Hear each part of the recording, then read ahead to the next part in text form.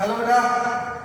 बेटा last lecture में हम लोगों ने सेल, सबसेल, ऑर्बिटल के बारे में स्टडी किया था और सबसेल की एनर्जी का आर्डर, यानी किस सबसेल की एनर्जी अधिक है, किसकी कम है और किस सेल में कितने सबसेल हैं, किस सबसेल में कितने ऑर्बिटल प्रेजेंट है और मैक्सिमम नंबर ऑफ इलेक्ट्रॉन उस सबसेल में कितने हो सकते हैं। ये सब बेसिक पॉइंट मैंने आपको पहले पिछले लेक्चर में बता दिया है। आज हम लोग उन सब का एप्लीकेशन करके एटम के इलेक्ट्रॉनिक कॉन्फ़िगरेशन को लिखना सीखेंगे। मैं पहले एक बार बता देता हूँ। सबसे लेस एनर्जी 1s की, then 2s, then 2p, then 3s, 3p, 4s, उसके बाद 3d, then 4p, then 5s, then 4d। ठीक है बेटा, इसी बेसिस पे हम लोग इलेक्ट्रॉनिक कॉन्फ़िगरेशन करेंगे। ठीक है, अब जैसे सपोज करो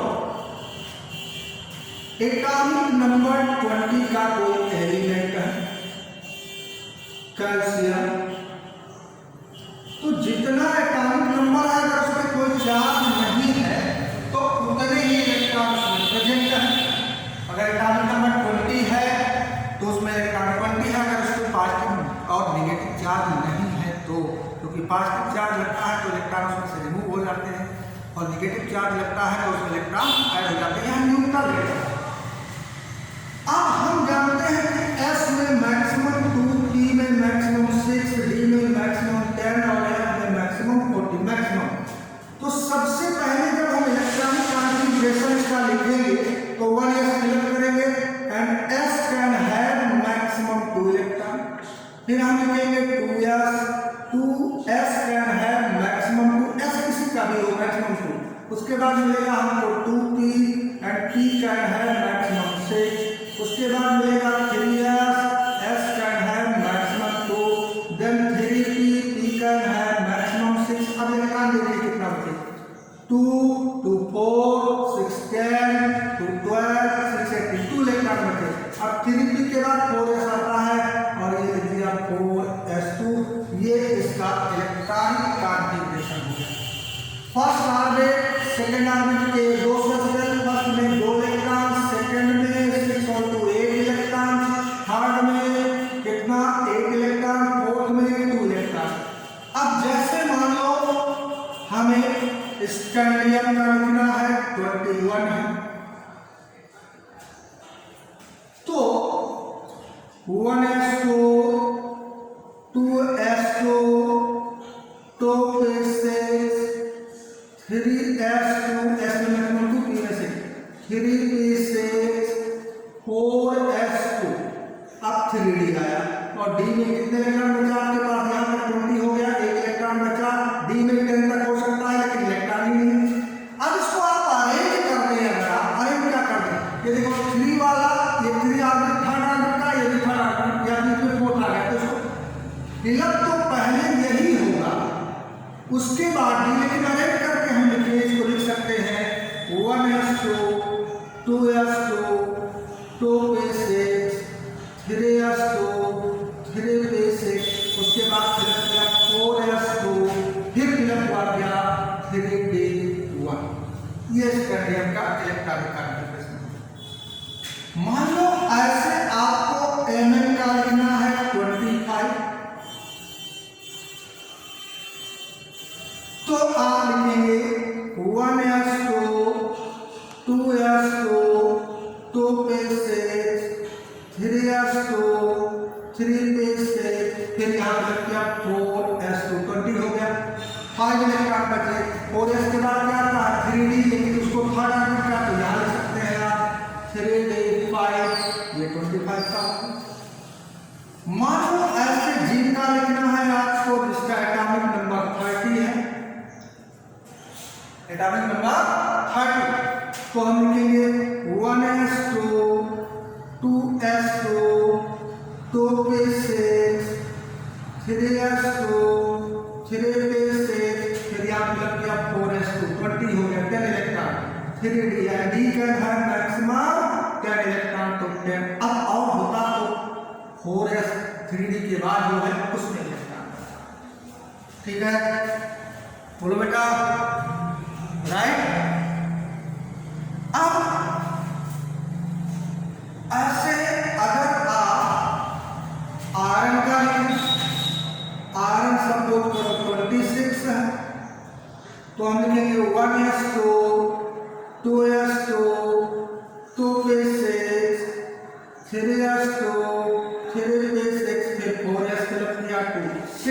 इलेक्ट्रॉन बचा 4s, यहाँ ऑर्बिट तो 4 है ना, इसलिए इसको हमने इधर लिख दिया। अब डी में फिलअप किया कितना 6 इलेक्ट्रॉन, ये r का हो गया, ठीक है। और इसी को आफबाउ ने एक्सप्लेन किया है, आफबाउ प्रिंसिपल ने यही चीज बताई है कि electrons are filled in different subshell of an atom in their increasing order of energy, means subshell having lower energy held fast then subshell of higher energy. ये आफबाउ रूल का स्टेटमेंट है, कहता है सबसेल के increasing order में fill up करेगा, पहले वो सबसेल फिलअप होगा जिसकी एनर्जी लेस है, उसके बाद उससे अधिक एनर्जी वाला सबसेल फिलअप होगा, ठीक है। अब इस रूल, ये जो आफबाउ रूल है, ये आफबाउ जो रूल है, इसके अकॉर्डिंग कुछ है जो एक्सेप्ट इस रूल को फॉलो नहीं करते, जिसे हम कहते हैं एक्सेप्शंस ऑफ आफबाउ रूल। क्या कहते हैं हम? Exceptions of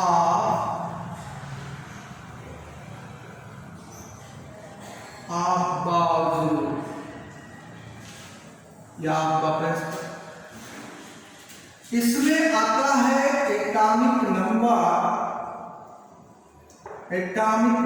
24, 29, 41, 42, 44, 45, 46, 47। एटॉमिक नंबर 50 तक इतने एक्सेप्शन है आपके पास, एटॉमिक नंबर 50 तक इतने एक्सेप्शन है।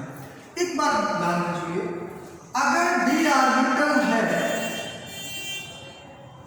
डी सबसेल 2, 3, 4 एंड 5, उसमें हम 4 इलेक्ट्रॉन फिलअप करें तो सबको इक्वल इलेक्ट्रॉन नहीं मिला, ये इसको कुछ नहीं मिला, लेकिन अगर 5 कर दे तो सबको इक्वल इलेक्ट्रॉन मिला।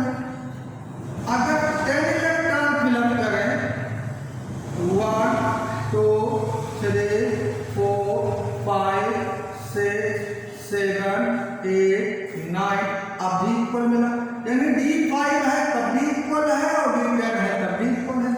ये है D जब पूरा फिलअप हो जाए तो 10 हाफ फिलअप हो तो 5, इसे बोलेंगे हम हाफ फिल, क्या बोलेंगे? Half fill. और इसे बोलेंगे क्या हम? Full fill. ये जो हाफ फिल और फुल फिल ऑर्बिटल हैं हमारे, they are comparatively more stable. एक लाइन मैंने बताया, इसे याद रखना है आपको, half fill and full fill orbitals are more stable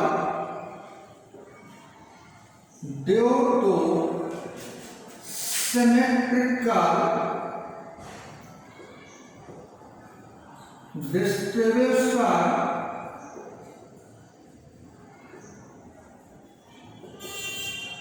and greater exchange energy. अभी इतना ही जानिए रीजन क्यों है, due to symmetrical distribution and greater exchange energy. इसको भी हम समझाएंगे कि एक्सचेंज एनर्जी क्या होती है। तो D4 से D5 D10 ज्यादा स्टेबल है, D9 से D10 स्टेबल है, ठीक है। Half fill and full fill orbitals are more stable, ठीक है बेटा।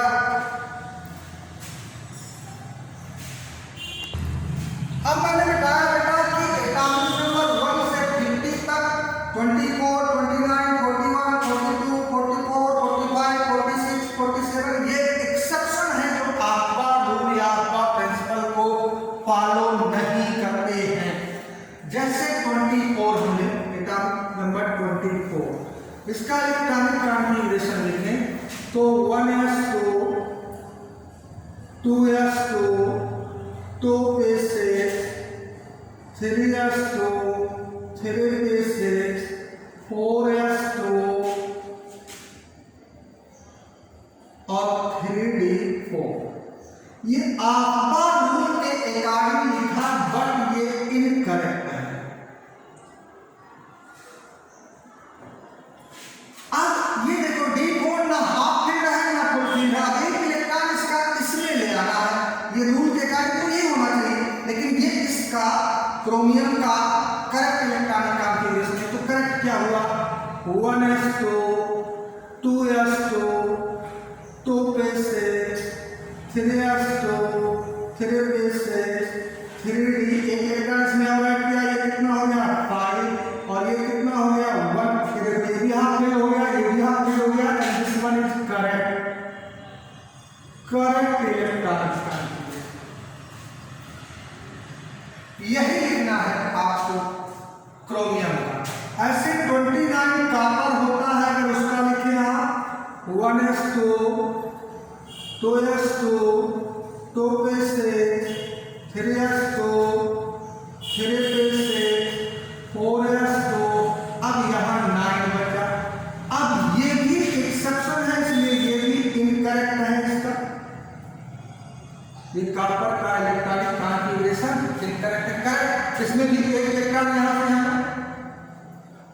1s2 2s2 2p6 3s2 3p6 3d10 हो गया। इसमें कितना बचा 1 4s। ये देखो ये हाफ फील्ड हो गया, ये फुल फील्ड हो गया। And this one is correct electronic configuration of, ये क्रोमियम का है और ये कॉपर का है, जो कि बहुत ज्यादा पूछा जाता है आपके 11th क्लास में। ठीक है बेटा, याद रखिएगा। अब इसी बेसिस पे हमने कहा 41 है 44 46 में एक स्पेसिफिक एक्सेप्शन है, जिसमें एस का दोनों इलेक्ट्रॉन डी में है, बाकी सब में केवल एक ही इलेक्ट्रॉन है।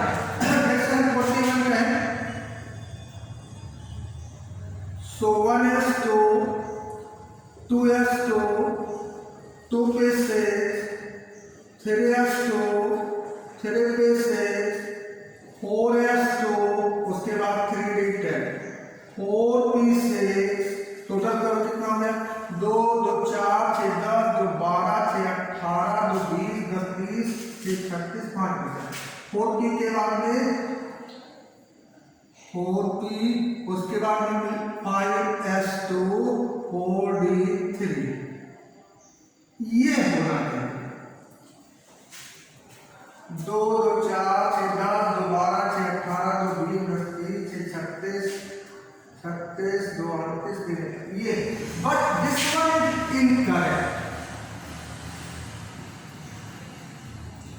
अब 24 और 29 में तो हाफ फील्ड और फुल फील्ड का कॉन्सेप्ट एप्लीकेबल है, लेकिन इसमें एप्लीकेबल नहीं है। इसका करेक्ट क्या हुआ 1s2 2s2 2p6 3s2 3p6 3d10 4s2 4p6 5s1 और 4d।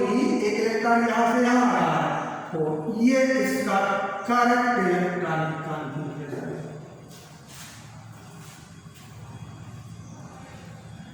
यही चीज 42 में करना, 44 में करना, 45 में, 47। लेकिन 46 में क्या है, 46 में क्या है, पैरेलल होता है 1s2 2s2 2p6 3s2 3p6 4s2 3d10 4p6 5s2 4d8। Total करो 2 2 4 6 10 2 12 6 18 10 28 2 30 6 36 2 38 8 46। ये इनकरेक्ट है इसका। ये क्या है इनका। अब इसके दोनों इलेक्ट्रॉन इसमें लाना है, दोनों इलेक्ट्रॉन। तो दोनों इलेक्ट्रॉन में क्या होगा 1s2 2s2